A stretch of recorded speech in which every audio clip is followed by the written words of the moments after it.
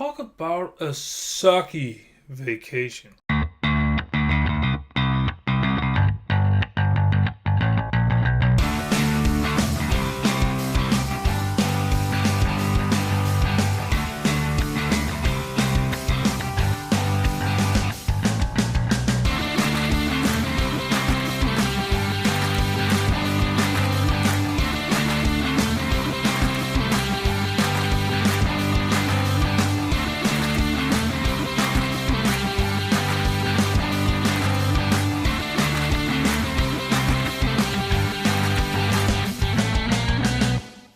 Brothers and sisters, my name is Daidarius and welcome to the review of Hotel Transylvania 3.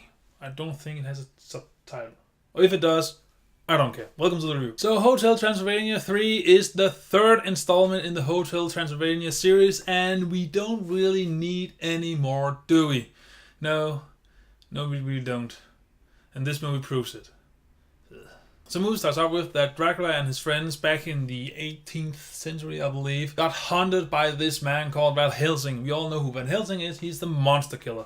So he tries to kill him throughout the years, and then finally he is defeated. And Dracula is now finally free to do his hotel business thingy. And we now cut back to the present because Dracula is extremely stressed. He has a hotel to run, he has a family to run, and he might want to get back into the dating scene because, as you know, his wife got killed in the first movie, so now he wants to see if he can find someone he can love or be with and that stuff. His daughter catches him talking to another woman. However, she misinterprets the situation and thinks that the father is just stressed out and needs a vacation, so she books a vacation on this big cruise ship, and she now takes the family and friends and her dad to go on this vacation so he can become himself again. That is basically the plot of the movie. Well, there is one more plot. So in case you didn't guess it, there is a villain in this movie, and the villain is tied into the Van Helsing family. Yeah, I spoiled that part. This is a kid's movie. Come on. So the Van Helsing family tries to find a way to wipe out all the monsters. So we now need the Dracula family to stop the Van Helsing family. But the thing is, the Dracula family doesn't know that the Van Helsing family exists and trying to kill the Dracula family. So comedy ensures? Maybe?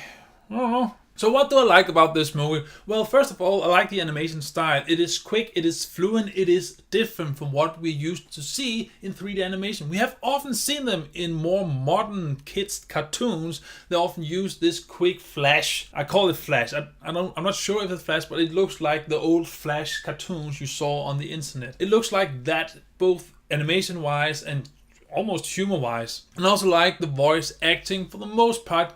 Given that this is a kids movie, if it was anything else, the voice acting will not be good. But since it is, it's okay. And then there are a few jokes that are actually funny. I didn't laugh out loud in the cinema, but I did chuckle inside of myself. You know that? When you just exhale air, but not, but more like.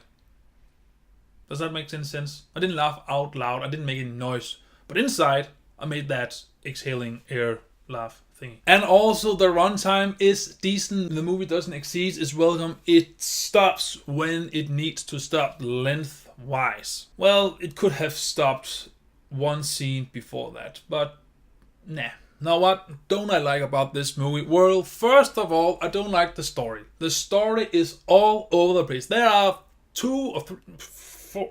There's a lot of side plots. There are a lot of unnecessary shit to pad the timing because that's all what it does. The werewolf man and his wife managed to put their kids, all 1,000 or what there is of them, into a daycare so now they can have a kids-free vacation.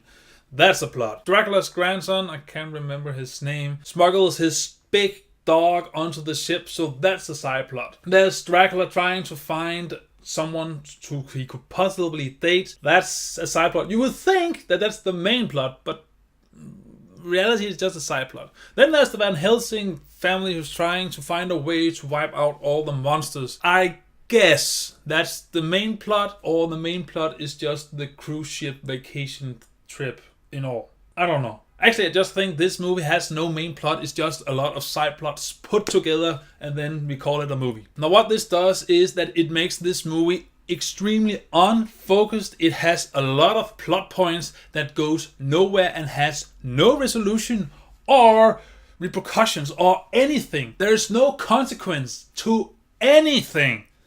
I mean, at least in the first movie there was some kind of main plot and there were also some consequences. With Dracula, he managed to push his own daughter away and made her unhappy and miserable. That was the consequence. That was the main single plot. But here, okay, I'm gonna go in circles if I keep talking about this one. Okay, I also didn't really like the humor. I know I praised some of the humor, but the most of the humor is just slapstick, but it's not funny slapstick. You don't need slapstick violence to make anything funny. The former movie have shown that you can just have some funny, smart, quick animation scene where the point isn't the joke, but where the joke is a bonus of it. I know this is a kid. No, I'm gonna get back to the kids movie thing. I'm just gonna move forward here until I reach that point, because then there is the ending. The ending is funny per se. I mean, it comes out of the blue because the movie just remember,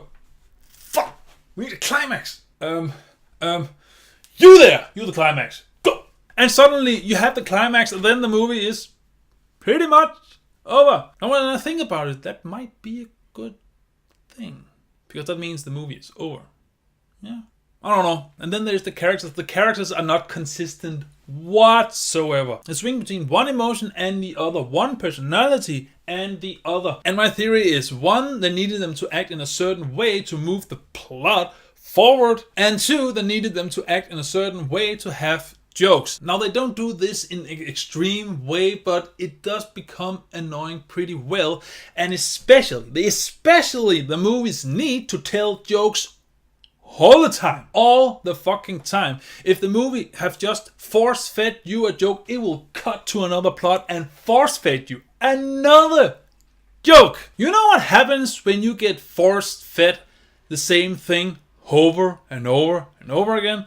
At the beginning, it might taste good, but quickly it becomes stale. Which brings me to the final nail in this movie's coffin. I know this movie is a kids movie, and I know that when we are dealing with kids movies, we need to make sure that we don't frighten or damage the kids too much, or someone will say that. However, you cannot dumb down the movie plot, dumb down the character, use some stupid easy jokes, make sure that the ending makes everything that's come before it pointless, and make every bad guy, bad thing, or whatever has happened become a good guy, good thing, whatever. We cannot dumb movies down for children, because that is disrespectful for children. Children is a lot smarter than a lot of movie producers think. And I don't know why they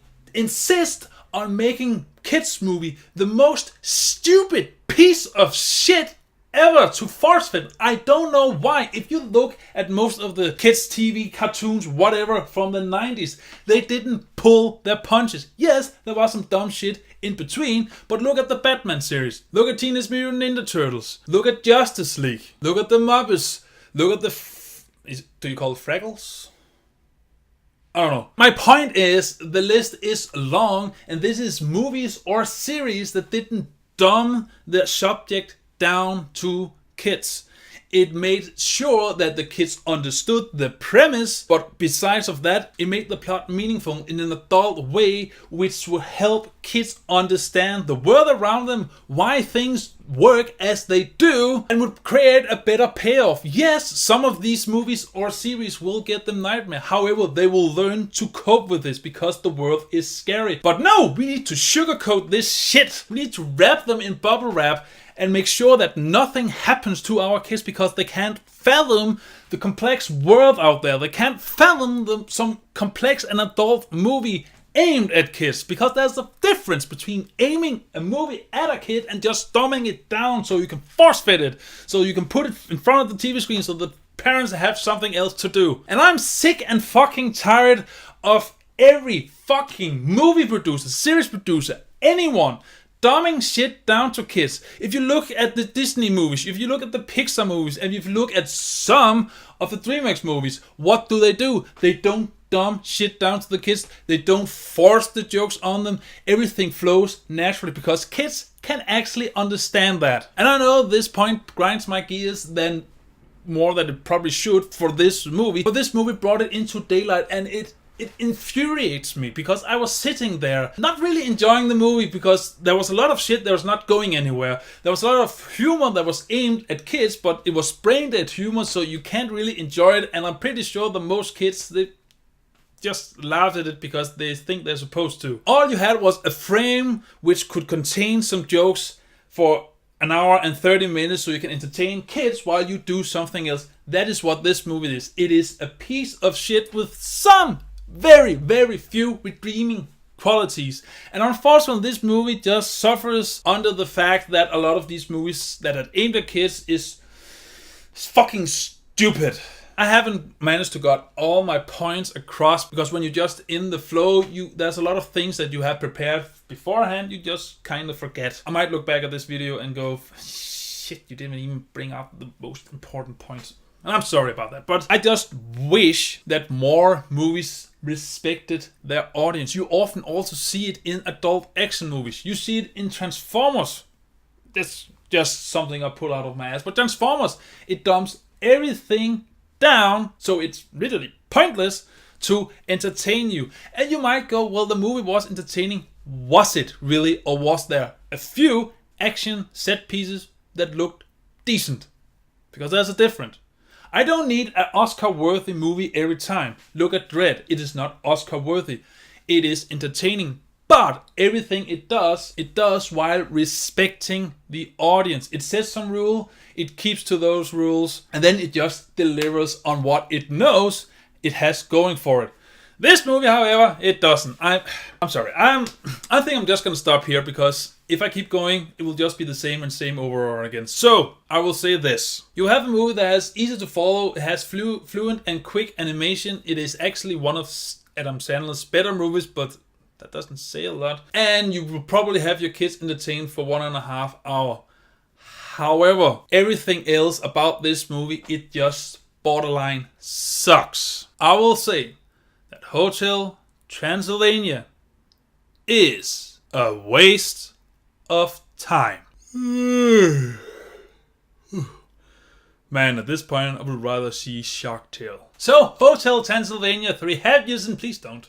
Just don't. It's just don't. But if you have seen it, what did you think about it? What is your favorite Sony animation? I believe it's Sony has made this movie. What is your favorite Sony animation movie? Let's just put it like that. Whatever you think, comment below and read your thoughts. And as always, until I see you in the next video, remember to stay awesome. Bye! After this review, I need a vacation. I just had one.